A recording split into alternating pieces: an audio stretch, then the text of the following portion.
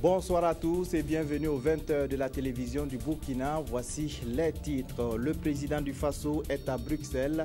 Michel Kafando est l'hôte d'honneur du Forum économique Crans-Montana. En plus des questions économiques, le chef de l'État va échanger avec les partenaires européens du processus de transition au Burkina Faso. Les députés de la transition sont favorables à l'abolition de la peine de mort. L'abandon de la peine capitale figure parmi les 6 propositions de loi faites à l'issue des travaux du bureau du CNT. Et puis les travailleurs de la société de transformation des fruits et légumes de Lumbila ont manifesté aujourd'hui devant le ministère en charge du commerce. Ils réclament le paiement de leur salaire qu'ils ne touchent plus depuis 5 mois. Le président du Faso est arrivé cet après-midi à Bruxelles, en Belgique, pour participer au forum économique Crans-Montana. Pendant une semaine, Michel Kafando et sa délégation vont allier rencontres d'affaires et diplomatiques. Le but est de parler du processus de transition au Burkina Faso aux partenaires européens et attirer les investisseurs au Burkina. Le point avec Simon Gongo. Au pied de l'avion, une délégation de Burkinabés résidant à Bruxelles et des diplomates de l'Afrique de l'Ouest accrédités à l'Union européenne et au Royaume de Belgique. Michel Kafando arrive dans la capitale européenne avec un triple objectif. Il doit participer au Forum économique de Crans-Montana où il est l'invité d'honneur, rencontrer les autorités européennes et échanger avec les premiers responsables belges. Ce jeudi, le président du Faso prendra part à l'ouverture du forum. Avec lui, des opérateurs économiques venus tisser des relations d'affaires. Nous sommes associés à ce forum avec une délégation d'une dizaine d'hommes d'affaires pour profiter des opportunités que peuvent offrir ce forum en termes d'affaires nouvelles qui pourraient être développées par nos hommes d'affaires et en termes de nouveaux contacts qui pourraient également être établis pour promouvoir certains secteurs d'activité au pays comme l'agro-industrie, le secteur minier, le secteur des services. Entre les activités du forum, le président Michel Kafando aura des entretiens avec des partenaires du Burkina. Il est prévu des rencontres avec le Premier ministre du Royaume de Belgique, le président du Conseil européen et le président de la Commission de l'Union européenne, sans doute pour parler du processus de transition en cours au Burkina. Avant de s'envoler pour Bruxelles, le président du Faso, Michel Kafando, a reçu en audience hier après-midi l'administrateur général de Nestlé Burkina, Giacomo Chioka, est venu faire part de la relance des activités de sa société. À sa sortie d'audience, il s'exprime au micro de Hippolyte Milogo. J'ai rencontré, Excellence, Monsieur le Président de Burkina Faso, pour lui parler de quelques projets dans le futur. En particulier, j'ai rappelé à Monsieur le Président notre engagement dans le Burkina comme et pourquoi pas en demain avoir quelque chose de plus que la commercialisation, mais aussi quelques projets de termes d'industrialisation. Ça, c'est tout à voir, c'est un projet, mais bien sûr, on voulait comprendre un peu les opportunités. On a des projets sur ce domaine. Il y a une semaine, on a lancé un projet avec le ministère de l'Éducation nationale pour supporter 1000 enfants dans le cadre de faire apprendre l'éducation alimentaire et nutrition à les enfants de classe primaire. On parle des enfants petits. L'idée de Nestlé comme leader mondial de la santé, dans le bien-être et de la nutrition, c'est vraiment de faire apprendre à mieux manger pour mieux vivre. Le président du Conseil national de la transition a fait le point de la réunion du bureau du CNT tenue aujourd'hui. Le bureau a fait 6 propositions de loi, parmi lesquelles figure l'abolition de la peine de mort. Le point avec Draman Dadian. Face à la presse, le président du Conseil national de la transition et son staff font le point des 6 propositions de loi adoptées par les différentes commissions du CNT. À cela s'ajoute la proposition de résolution portant création d'une commission parlementaire en vue d'améliorer notre système de recouvrement. C'est des prévisions de recettes qui ont été inscrites au budget sur lesquels donc l'État compte pour réaliser son programme d'investissement, son programme quelconque. Mais on se rend compte qu'en fin d'année, ces sommes n'ont pas été perçues parce que simplement, voilà, il y a eu quelque part refus de se soumettre à ces obligations de payer ses impôts. Donc, c'est ciblé sur cette catégorie de contribuables identifiés et dont on a pu mesurer plus de 100 milliards par an au cours des 3 dernières années sont inscrits au titre de ces revenus à recouvrer. Au titre des propositions de loi, l'on note l'abolition de la peine de mort, le statut de pupille de la nation et la circulation des mineurs. La prévention et la répression des violences à l'égard de la gente féminine et la prise en charge des victimes ont aussi attiré l'attention des députés, tout comme l'attribution de compétences juridictionnelles propres au président du tribunal d'instance, la révision du délai d'appel, le droit à l'information publique et aux documents administratifs. Sur ce dernier point, le président du CNT se veut plus explicite. Dans cette loi, si un citoyen va vers une institution, demande un document administratif qui n'est pas frappé par la confidentialité, qui n'est pas frappé par le secret défense, si on lui refuse cette loi, il a la possibilité de faire recours. Des propositions de loi qui seront bientôt transmises au gouvernement pour analyse. L'Alliance pour refonder la gouvernance en Afrique, ARGA, était ce matin au Conseil national de la transition avec sous le bras des propositions de réforme. Le président du Conseil national de la transition, Chérif Sy, a également reçu des émissaires de son homologue béninois. Le résumé avec Draman Dadian. 2 parlementaires béninois chez le président du Conseil national de la transition, venus fraterniser avec leur homologue burkinabé. Ils sont aussi porteurs d'une lettre d'invitation. Nous sommes venus à Ouaga pour remettre au président de l'Assemblée nationale du Burkina Faso une lettre d'invitation de son frère et ami, maître Mbedji Adrien, pour l'inviter à l'investiture, à son investiture qui aura lieu à Cotonou le lundi prochain. Même lieu, autre audience. Chérif Sy a ensuite reçu une délégation de l'Alliance pour refonder la gouvernance en Afrique, ARGA. Nous sommes arrivés effectivement à un certain nombre de conclusions. Nous avons sorti un document qui s'appelle Cahier de propositions, qui retrace en gros 15 propositions de réformes, tant sur le plan législatif que du point de vue aussi des politiques publiques. Notre espoir, c'est de faire en sorte que les propositions qui peuvent être saisies par les CNT puissent effectivement faire l'objet d'une réflexion à leur niveau pour voir quel type d'action ça peut être fait. La mise en œuvre de leurs propositions de réforme devrait permettre d'améliorer notre système de gouvernance, conviction de Bourema Ouedraogo. L'Alliance pour refonder la gouvernance en Afrique est une organisation panafricaine qui intervient actuellement dans 12 pays d'Afrique et du centre.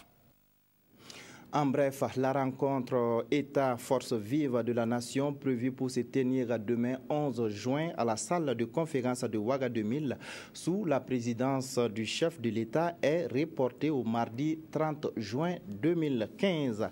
La suite du journal, ils ne perçoivent plus leur salaire depuis 5 mois. Les travailleurs de la société de transformation des fruits et légumes de Lumbila ont manifesté leur mécontentement aujourd'hui devant le ministère en charge du commerce.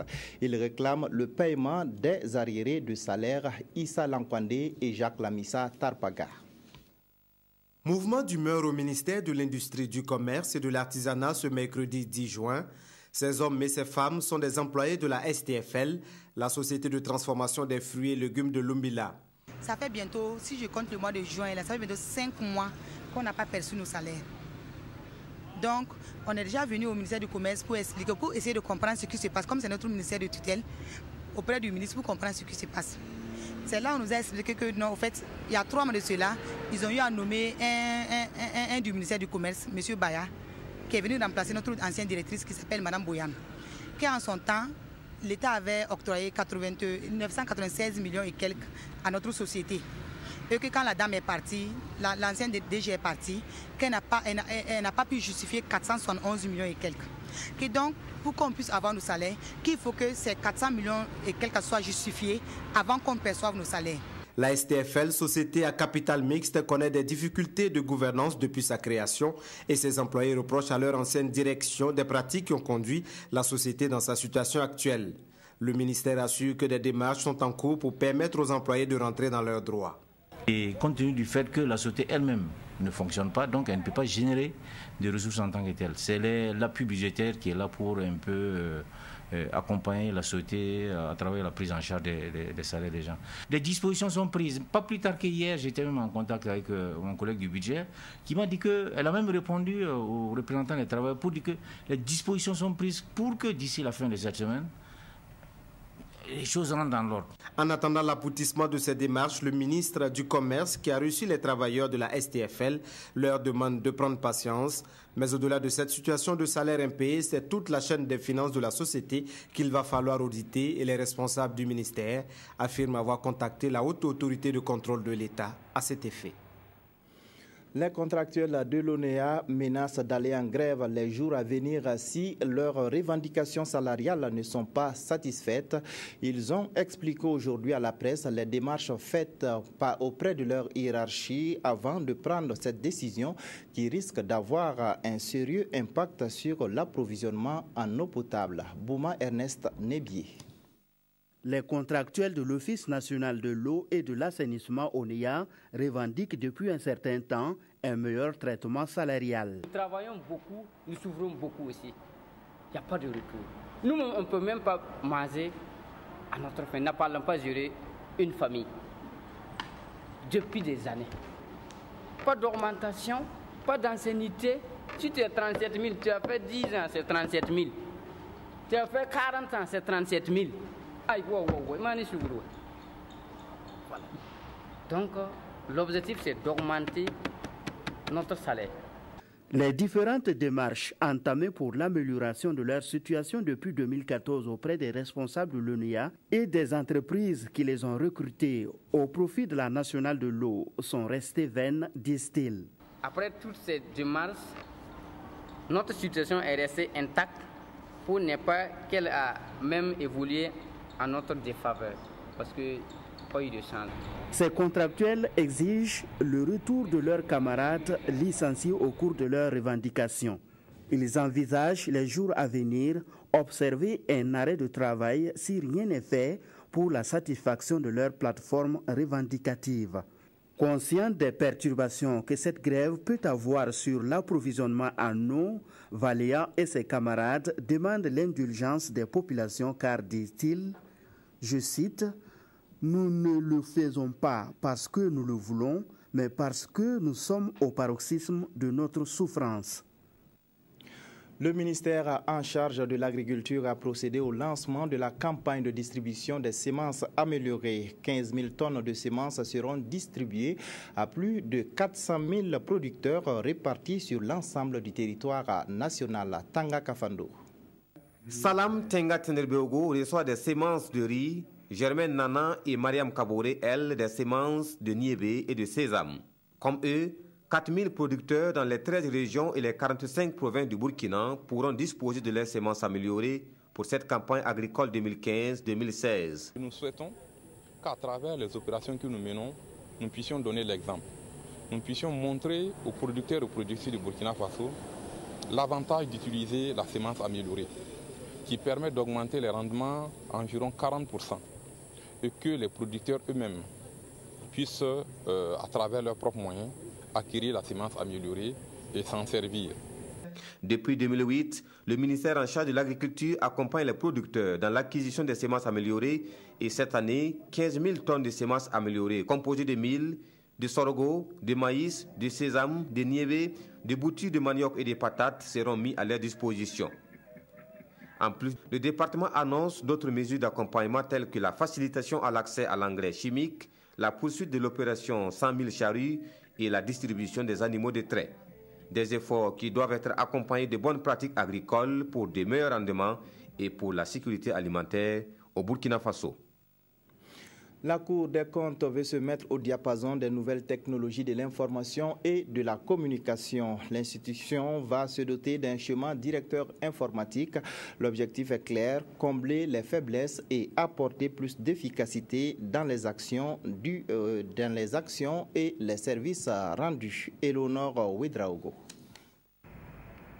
Une étude diagnostique menée en 2012 à la Cour des comptes a relevé des insuffisances dans l'utilisation des technologies de l'information et de la communication, comme le manque du travail en réseau et la non-maîtrise des outils. Des insuffisances qui ont conduit la Cour des comptes à l'élaboration d'un schéma directeur informatique pour profiter des nouvelles technologies en vue d'accroître ses performances. Ce schéma directeur a pour objet de nous doter d'une démarche assez plus méthodique pour mettre en cohésion l'ensemble des logiciels que nous avons au sein de la Cour qui ne sont pas beaucoup en lien et surtout nous dire d'où nous partons et où nous voulons aller. Et surtout pouvoir conserver aussi nos archives. Dans cette initiative, la Cour des comptes est appuyée par ses partenaires techniques et financiers et l'Agence nationale de la promotion d'éthique chargée de mener l'étude. Nous entendons à travers ces types d'études contribuer à la modernisation de l'administration, à la transparence, à la bonne gouvernance dans nos administrations, à travers la mise en place de très bons systèmes d'information, des systèmes d'information qui puissent permettre à l'ensemble de la population de pouvoir avoir accès à tous les documents, à toutes les informations qu'il y a. L'équipe a donc un mois pour recueillir les informations nécessaires auprès du personnel de la Cour des comptes en vue de définir les nouvelles ambitions de l'institution.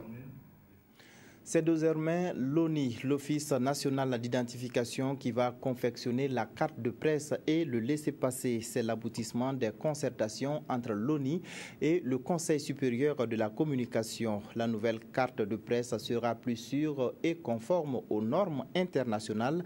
La signature du contrat entre les deux structures s'est déroulée hier. Yolande Lompo.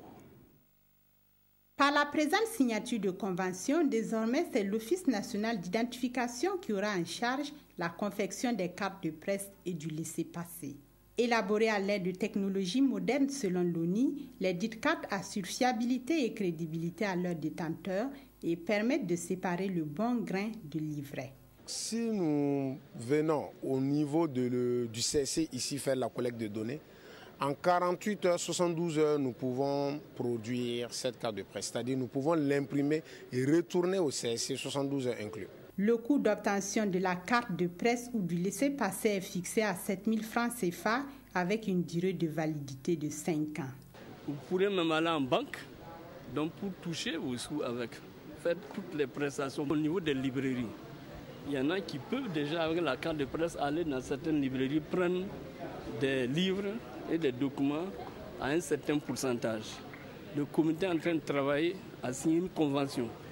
Au niveau d'un certain nombre d'écoles professionnelles, notamment au niveau des DISIC, on a pu de façon informelle faire inscrire certains pour que la réduction de tous les journalistes, c'est un acquis. Au cours de cette cérémonie, un premier lot de cartes a été remis à certains confrères et régulièrement des séances de prise de photos seront organisées pour les nouveaux dossiers acceptés par le comité.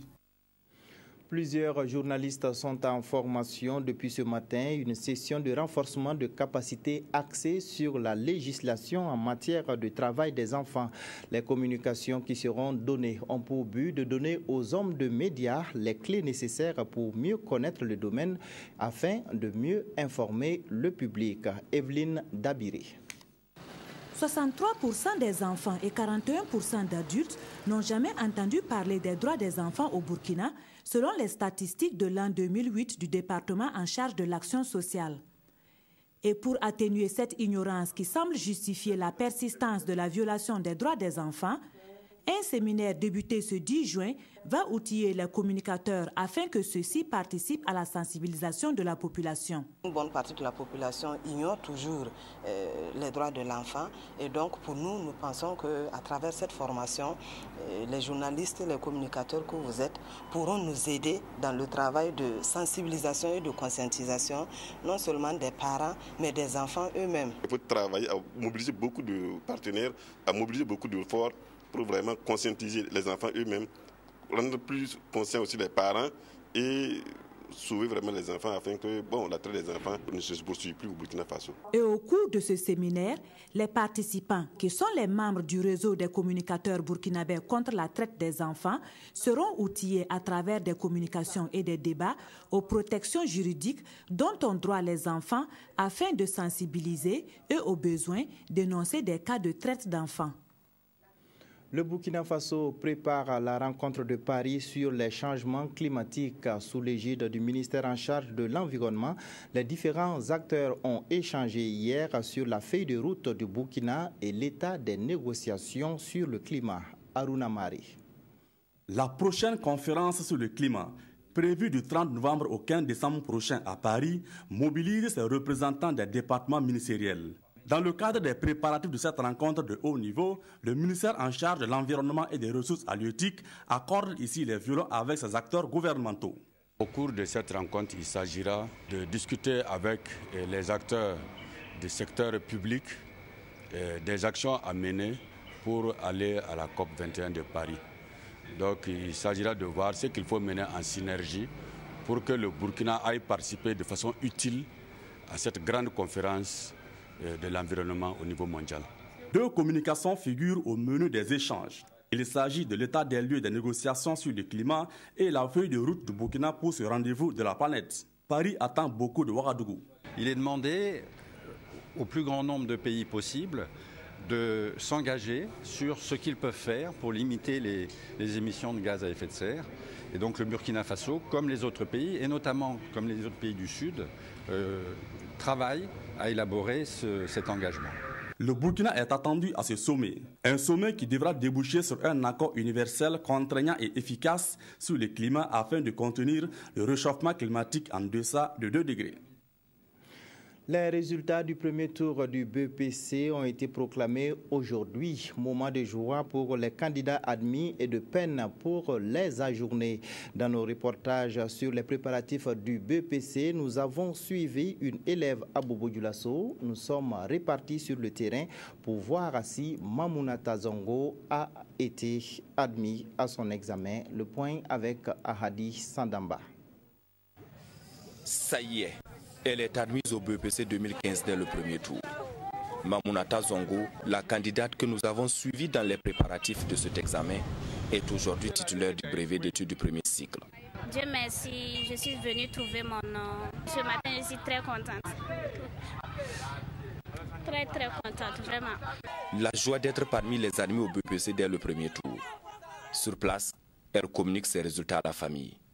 Et une fois à la maison, c'est une mère comblée de joie qui accueille chaleureusement sa fille. L'admission de Mamounata Zongo dès le premier tour ne surprend pas ses encadreurs. Depuis la 6e, elle a raclé tous les prix jusqu'en 3e. Elle a toujours la moyenne, elle tient toujours la tête. Donc les moyennes là tournent entre souvent 18, 17. Bon, ça dépend de la classe. Ce résultat est donc mérité. C'est le couronnement, voire la confirmation des performances de l'élève. Et l'obtention du BEPC marque certes la fin du premier cycle scolaire, mais pour Mamounata Zongo, à 16 ans, c'est le début d'une aventure qu'elle souhaite abordable et surtout excellente, comme la précédente. Alors, vive les vacances 2015 pour Mamounata Zongo et d'autres admis du premier tour. Et pour les autres, du courage. Notre dossier du jour est consacré au continuum éducatif en application dans 6 régions du Burkina. Ce système consacre le transfert du préscolaire et du poste primaire au ministère de l'Éducation nationale et de l'alphabétisation. La suppression du certificat d'études primaires n'est plus à l'ordre du jour. Éléonore Ouedraogo. Ils sont plus de 300 000 candidats à la recherche du premier diplôme scolaire pour la session 2015.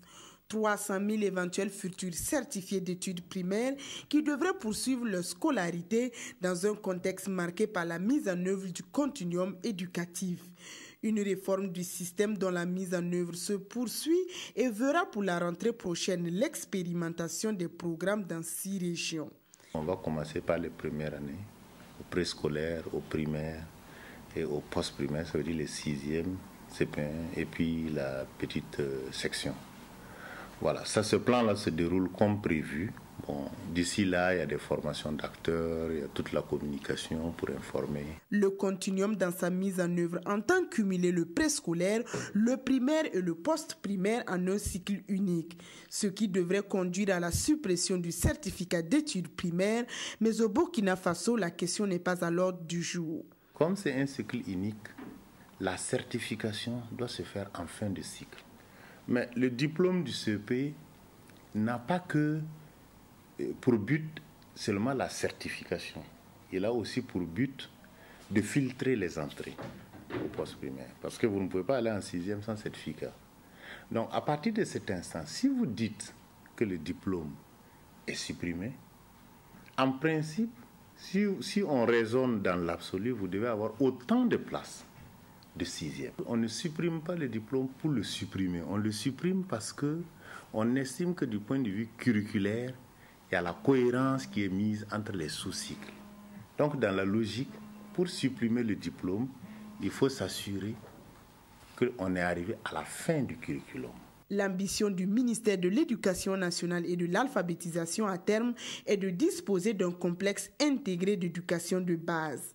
Et pour y parvenir, le ministère prévoit déjà la formation des enseignants et bien sûr le recrutement de professeurs. Déjà, certaines écoles primaires disposent d'une classe de 6e empruntée l'année dernière pour résoudre le problème d'infrastructure. Et selon le secrétaire général du ministère de l'Éducation nationale et de l'alphabétisation, tout devrait se concrétiser dans quelques années. Les jeunes de la province du Loroum ont organisé une journée de soutien à leur leader Jacques Boukari Niampa, une mobilisation pour remercier ce dernier et l'encourager à poursuivre ses actions de développement. Herman Toé. Toujours et toujours. Ce sont là les manifestations d'une jeunesse acquise à la cause de Jacques Boukari Niampa. Cette jeunesse du Loroum s'est dit engagée à soutenir les actions de l'ancien maire de la commune de Titao, car selon elle, ce leader politique n'est pas seulement un politicien, mais un bâtisseur en qui la province peut trouver son socle de développement. Beaucoup fait dans notre province, partout, si vous allez à Ban, à Solé ou à Windgui, il y a eu des témoignages de bonnes actions. Donc, on ne peut pas déchiffrer ce que l'homme a fait. Cette journée de soutien a été marquée par des témoignages des actions de Boukari Niampa sur l'ensemble des 4 communes que compte la province du Loroum. Le parrain a pour sa part rassuré les jeunes de son accompagnement dans leur choix. J'invite la jeunesse à la mobilisation et en tout cas à se tenir debout, à être vigilante et à rester vraiment toujours en veille. Parce que c'est ça aussi la mobilisation, c'est ça aussi vraiment la victoire. La jeunesse du Loroum a reçu la visite d'une délégation du Bureau exécutif national du Congrès pour la démocratie et le progrès CDP, qui dit être toujours prêt à se battre pour le bien-être des populations des villes et campagnes. Cette jeunesse peut donc compter sur l'ancien parti au pouvoir. Ensemble, elles ont prié pour des élections inclusives et apaisées au Burkina Faso. Le complot, c'est le titre du long métrage de la réalisatrice Abibou Zungrana. Le film est en cours de réalisation. Il raconte l'histoire d'un ministre qui souffre d'impuissance sexuelle. Kadissa Nogo. Je suis vraiment... Le complot, c'est l'histoire d'un ministre d'État qui souffre d'une impuissance sexuelle. Comme remède, son marabout lui recommande d'avoir des relations sexuelles avec une fille vierge. Remède difficile à trouver. Le ministre est prêt à mettre tous les moyens de la République en branle. Les assassinats et les disparitions se multiplient. Il finit par prendre la femme d'un de ses collaborateurs. C'est le début de tous ces malheurs. Le film parle essentiellement de 2 choses. Les hommes politiques, il faut qu'ils le sachent, ils sont des êtres humains comme tout le monde. Ils n'ont pas le droit sur la vie de leurs citoyens. Et dans cette histoire, tous les assassinats et tous les crimes qui ont été faits devraient être évités. Le deuxième message, c'est à l'attention des jeunes filles. Ne croyez pas que tout ce qu'un homme vous donne, il le donne gratos. Je m'essaie pour la première fois. Je suis entourée de techniciens professionnels et de comédiens qui ont de bons talents. J'ai eu à faire un casting, ils étaient nombreux au départ. Je suis satisfaite de leurs prestations. Cette fiction, dont le budget s'élève à 60 millions de francs CFA, a été coproduite par Éveil Productions et Pit Productions. Le budget n'est pas totalement atteint, mais on sollicite tous les partenaires qui sont prêts à apporter leur soutien à la post-production et nous sommes toujours ouverts. Le film sera prêt dans 3 mois pour le bonheur des cinéphiles.